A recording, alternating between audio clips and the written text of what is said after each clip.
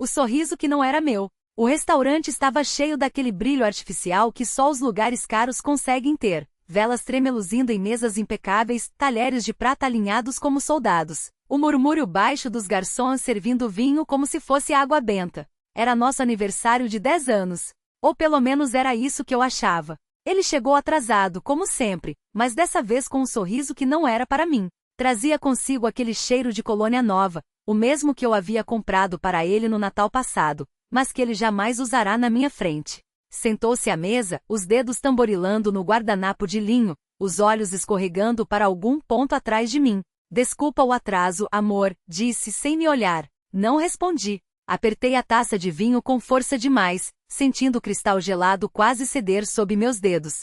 Foi quando vi ela. Estava 2 boxes atrás do nosso, sozinha, com um vestido vermelho que grudadava no corpo como uma segunda pele. Não era bonita no sentido clássico. Seus traços eram duros, os lábios muito finos, os olhos muito claros. But there was something in the way she held herself. That confidence that only comes from knowing you're the one pulling the strings.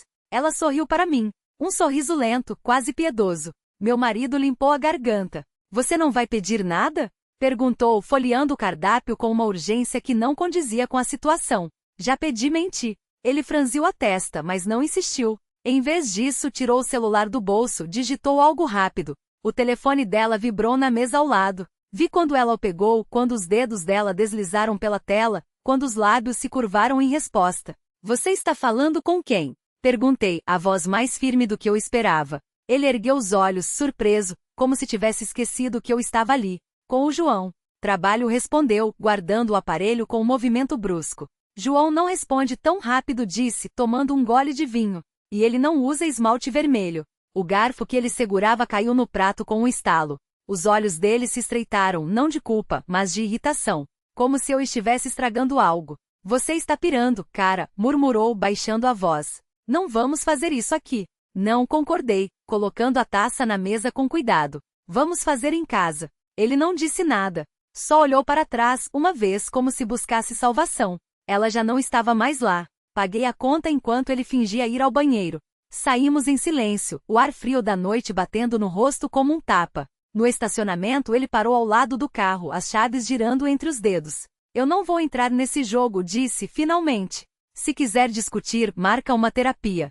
Não quero terapia, respondi. Quero que você olhe nos meus olhos e me diga que não está traindo. Ele não olhou. Só riu daquele jeito seco, sem graça. Você sempre foi dramática. E então fez o que eu já sabia que faria. Virou as costas e foi embora. Não de carro. A pé. Como se não pudesse suportar nem mais aqueles poucos metros ao meu lado. Fiquei ali, ouvindo o som dos seus passos se afastando, o eco dele se misturando ao riso distante de alguém que não era eu. O celular vibrou no meu bolso. Uma mensagem. Era dela. Ele sempre foge quando é confrontado. Não leve para o lado pessoal. Apaguei.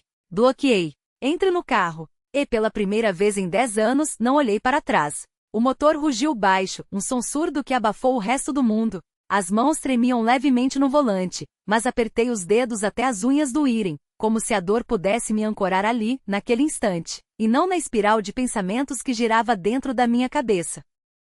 A estrada à frente era um borrão de faróis e asfalto molhado. A chuva havia parado havia pouco, mas o ar ainda cheirava a terra úmida e algo mais, aquele perfume doce e podre das flores que caíam das árvores no final da primavera. O mesmo cheiro da noite em que nos conhecemos. Ele tinha um cigarro entre os dedos, a ponta acesa iluminando seu rosto em intervalos irregulares, e eu fingi não notar como ele observava meu vestido colado ao corpo pela chuva. Agora o cigarro era meu. Acendi um com a janela entreaberta, deixando o vento levar a fumaça antes que ela se acumulasse no carro. O sabor amargo me queimou a garganta, mas era melhor que o gosto de Billy que subia desde a discussão. O celular vibrou novamente. Dessa vez era um número desconhecido. Você não vai querer ignorar isso. A mensagem vinha acompanhada de uma foto. Um close dos dedos dele, aqueles dedos que eu conhecia tão bem, as cicatrizes no mindinho da mão esquerda, a marca de queimadura no polegar direito, um acidente bobo com uma panela anos atrás, entrelaçados aos de outra pessoa. Não era ela. Não há que eu imaginava. Era pior. Eram dedos masculinos largos com uma aliança de prata que brilhava sob a luz amarela de algum bar. Joguei o telefone no banco do passageiro como se queimasse. O carro acelerou sozinho, como se soubesse para onde ir antes mesmo que eu decidisse. Não era para casa. Não era para o apartamento dela, nem para o escritório dele. Era para o lugar onde tudo havia começado a desmoronar, mesmo que eu só tivesse percebido agora. O estacionamento do Blue Note estava quase vazio. O letreiro piscava, uma letra queimada fazendo com que o nome parecesse Blue Note, uma ironia cruel. Era ali que ele ia quando dizia que trabalhava até tarde. Ali que eu o encontrei, uma vez, anos atrás, sentada sozinha no balcão, fingindo que não o esperava. Ele chegou com um sorriso de lado, como se fosse coincidência, como se o universo tivesse consertado algo que estava quebrado. Dessa vez, não havia coincidências. Empurrei a porta com força demais, e o sino acima dela soou alto, cortando a música baixa que vinha dos alto-falantes. O barman levantou os olhos, reconheceu-me, e seu rosto se fechou. Não por raiva, mas por pena. Aquela era a pior coisa, a pena dos que sabiam antes de você. Ele não está aqui, disse, antes que eu perguntasse. Eu sei. E sabia mesmo. Porque no fundo sempre soube. As mentiras dele eram como as minhas unhas, cresciam devagar, mas quando finalmente as cortava, doía como se estivessem arrancando pedaços de mim. Sentei-me no mesmo lugar de sempre, o banco de couro gasto que rangia sob meu peso. O barman deslizou um copo na minha direção sem que eu pedisse. Uísque puro, daquela garrafa que ele guardava só para mim, ou pelo menos era o que dizia. Você não deveria estar aqui, murmurou, enquanto enxugava um copo com um pano sujo. Não concordei, girando o líquido âmbar entre os dedos. Mas aqui é melhor do que em casa, esperando ele inventar outra desculpa. Bebi de um gole só. A queimação foi boa. Limpa. Foi então que vi o envelope. Estava debaixo do meu cotovelo, como se tivesse sido deixado ali para mim. Papel craft grosso com meu nome escrito à mão com sua letra. Não há dele não. Há dela. A que eu tinha apagado, bloqueado, tentado esquecer. Dentro não havia palavras. Só uma chave. Pequena de metal frio com um número gravado, 307. E no verso do envelope, um bilhete rabiscado apressadamente. Ele não é o único que mente.